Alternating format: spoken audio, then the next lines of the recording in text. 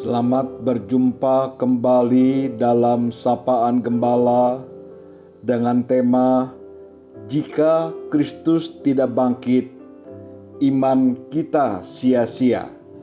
Didasari dari 1 Korintus pasal 15 ayat 17. Dan jika Kristus tidak dibangkitkan, maka sia-sialah kepercayaan kamu dan kamu masih hidup dalam dosamu.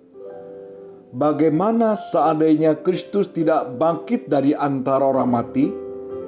Seorang bernama Josh McDowell, dia seorang penulis sekaligus penginjil apologetika Kristen yang sangat terkenal, mengatakan, jika Kristus tidak bangkit dari antara orang mati, ia adalah seorang pembohong yang terbesar dalam sejarah manusia.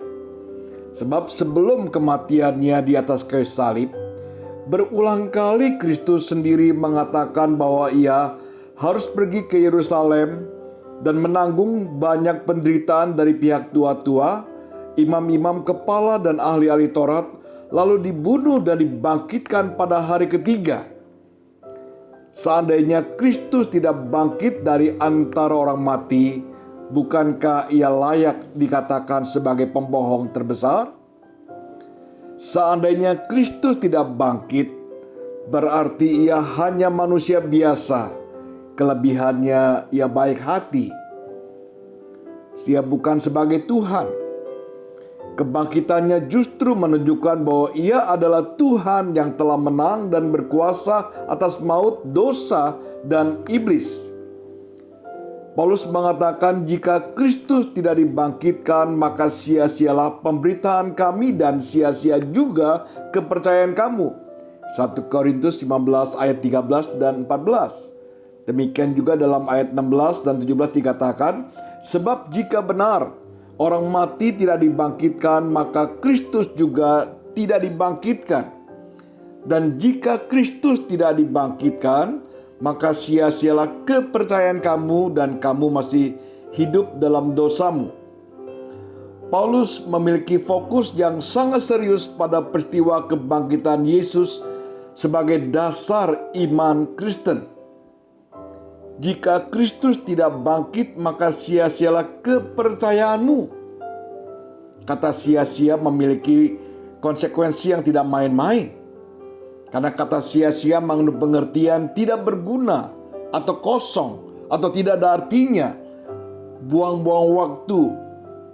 Kata Yunani untuk sia-sia adalah kenos, yang juga memiliki arti tidak berisi apa-apa atau tidak ada menghasilkan apa-apa. Jika Kristus tidak bangkit, kekristenan menjadi tidak penting, tidak ada gunanya, dan tidak ada apa-apanya. Tetapi sebaliknya, kebangkitan Kristus membuat kekristenan begitu penting bagi dunia ini. Dapat dikatakan bahwa kebangkitan Yesus Kristus dari antara orang mati adalah dasar dari kekristenan. Karena jika Kristus tidak bangkit dari antara orang mati, maka semua ajaran kekristenan yang lain tidak berarti apa-apa.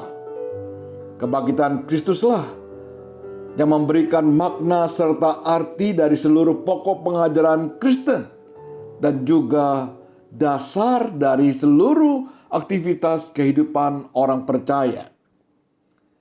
Kebangkitan Kristus memberikan motivasi, semangat, harapan, kepastian, keselamatan, hidup baru, serta kekuatan bagi orang percaya di mana saja, kapan saja untuk hidup memuliakan Allah dan melayani Dia, sekalipun akan menghadapi berbagai ancaman maut. Oleh sebab itu, pemahaman yang benar tentang kebangkitan Kristus adalah hal yang sangat penting. Jika Kristus tidak bangkit, maka kita adalah orang-orang yang paling malang dalam dunia ini.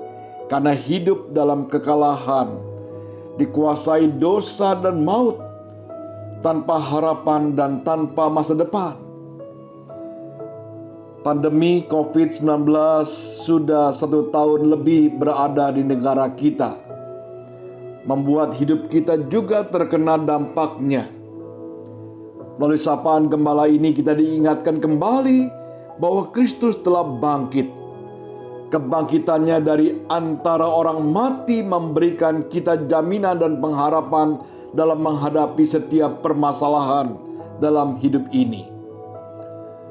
Oleh sebab itu, janganlah gelisah dan putus asa. Janganlah takut dan kecewa. Percayalah, Dia selalu menyertai dan menolong kita. Kiranya Tuhan juga memampukan kita, menjadikan kita saksinya, saksi dari kebangkitannya. Kiranya Tuhan memberkati kita. Amin.